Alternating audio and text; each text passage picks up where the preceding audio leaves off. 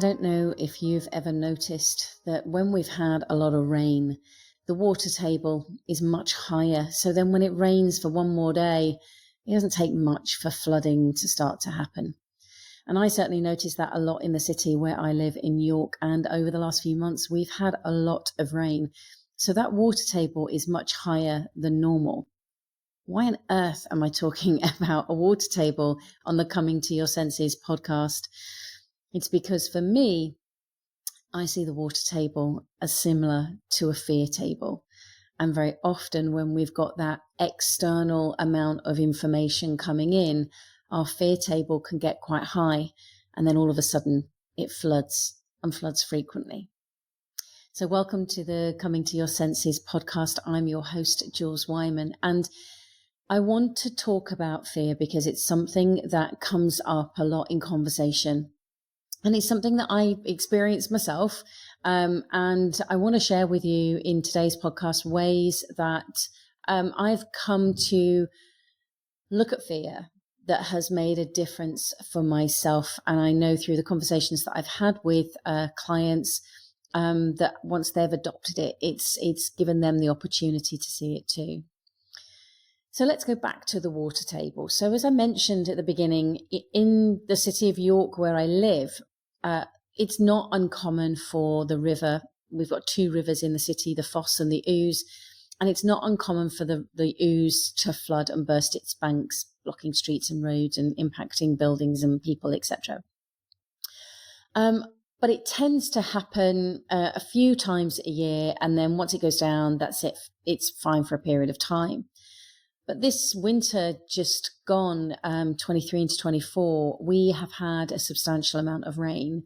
So that river has burst its banks numerous times. And not only that, but the fields around not just these particular rivers, but other rivers in the UK are sodden. That water table is much, much higher than it's been for a long time. So therefore, even if you have 2 or 3 days of no rain, it doesn't take much for that rain to come in, for that flood to happen again.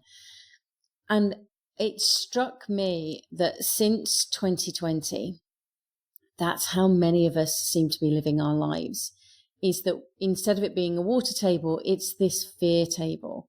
2020 was such a paradigm shift for many people with the pandemic and all of the subsequent restrictions that came in, and the way that that information was shared triggered quite a lot of fear for people that maybe weren't aware that it was there for them on a day-to-day basis, because we can distract ourselves with the pretty things and the shiny stuff and the family stuff and the work stuff and social media, and we'd been distracting it. But then when those things were removed and this other thing got put in its way, which was a lot of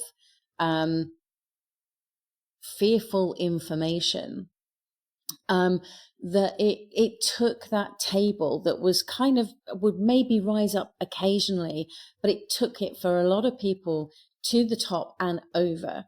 And it hasn't seemed to have fully gone down, because then something else has happened and it's risen up again. And so then something else has happened and then something else has happened. And it's been in fairly quick succession that a number of things have been going on that seems to be that many people are either tightly wound or treading on eggshells, or kind of doing that shifty eye movement of being insecure.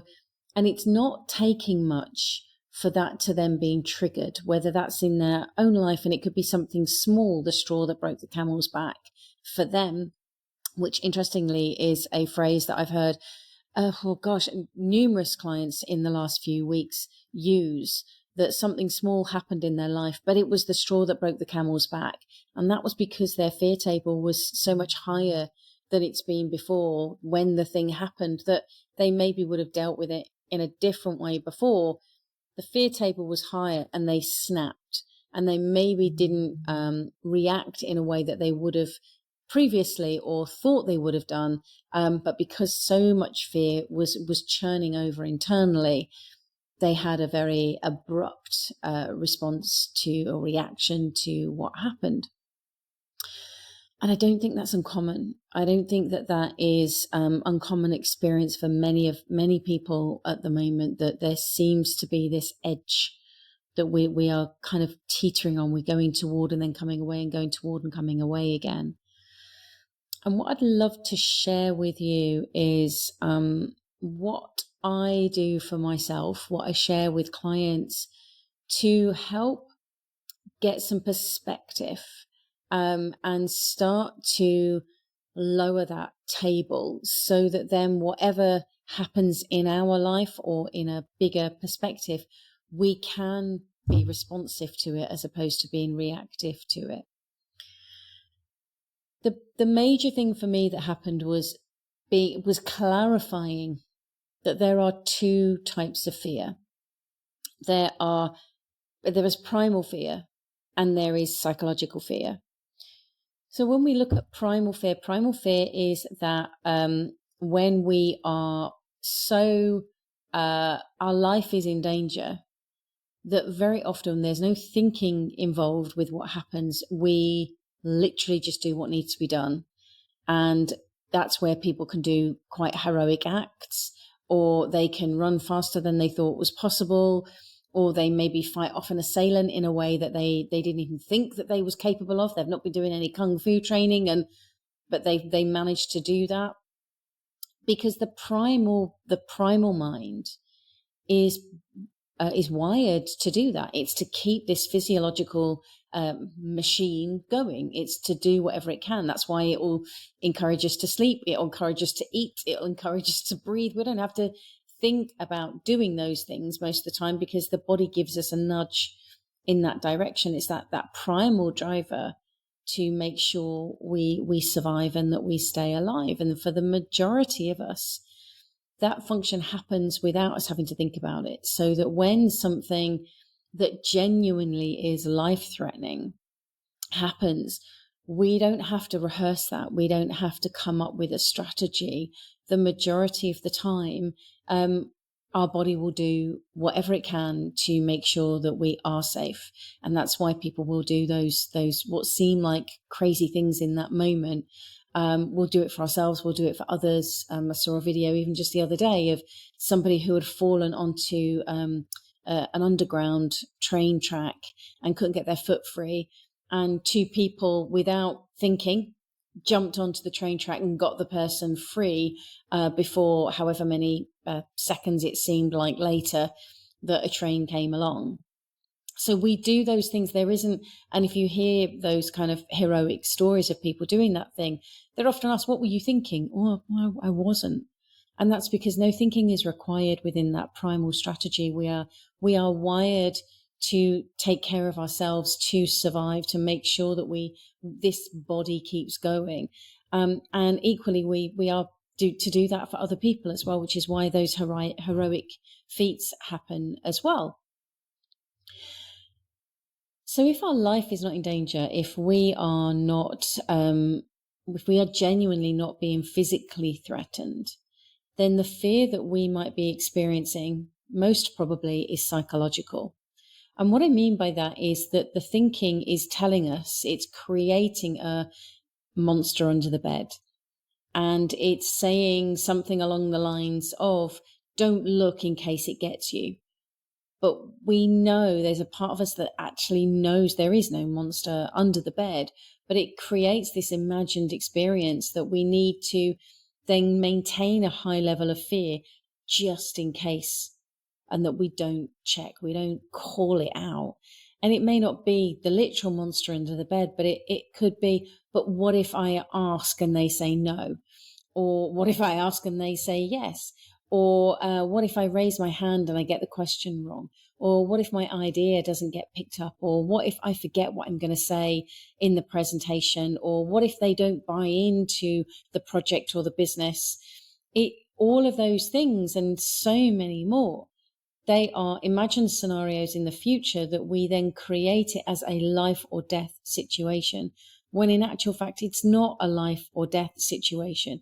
There may be implications with those outcomes, but we are not going to know what those outcomes are until we do the thing. We can only do the thing experience whatever happens in that moment. And I think that it's that point where we get a little bit stuck, because we want to control it, and or we want to know that we can deal with the outcome. Well, one of the things that I know, both personally and professionally through checking this with clients, is that every single person has gone through something that they didn't expect in their life. Divorce, illness, death, loss of money, loss of a job. They're the common ones that come up over and over again, and they were unexpected. Every person that I've asked, and did you find a way out of it, has said yes. It may not have been immediate. They may not have automatically have known how to find their way out of it, but they did. They found a way out of it. It may not have been quick or gracious or even the perfect way, but they found a way through it and to the other side in a period of time.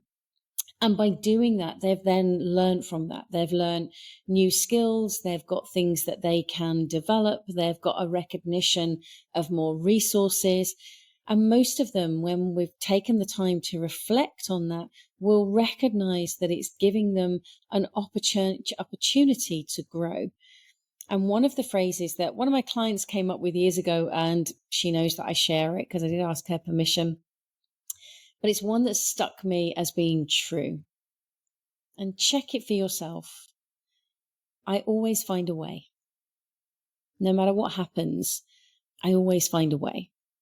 And as I say, it may not be immediate or perfect or quick and easy or graceful, but I always find a way.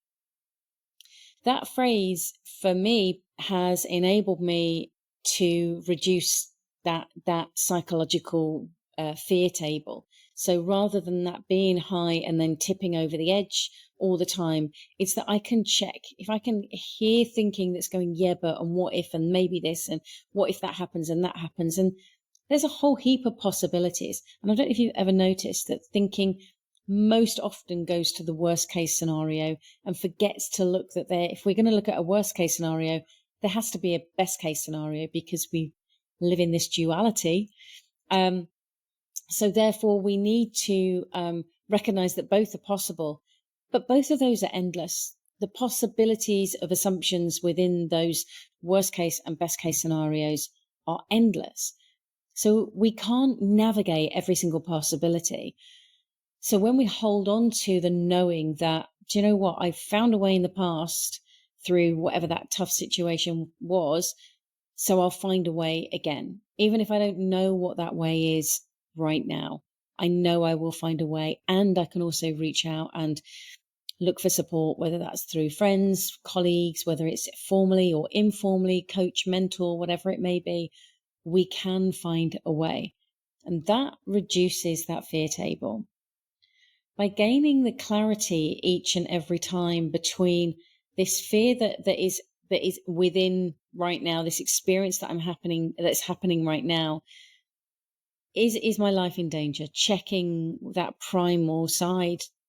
The majority of us, if you're listening to this podcast right now, the majority of us it's going to be, I'm safe. I'm absolutely fine. My life is not in danger. Therefore, if I'm having a fear experience, it has to be being created within thinking. And I can step away from that and just watch what it's doing, or I can think something more fun if I wanted to, or I could actually just give attention to the thing that I'm really doing at this moment is a podcast. It's talking to you and helping you see that when you come to your senses of recognition that there's a difference between those two fears, then you can start to experience life in a different way. So thank you for taking the time to be with me today. I'd love to know your thoughts around fear in the comments, and look forward to having a further conversation with you on another episode of Coming to Your Senses.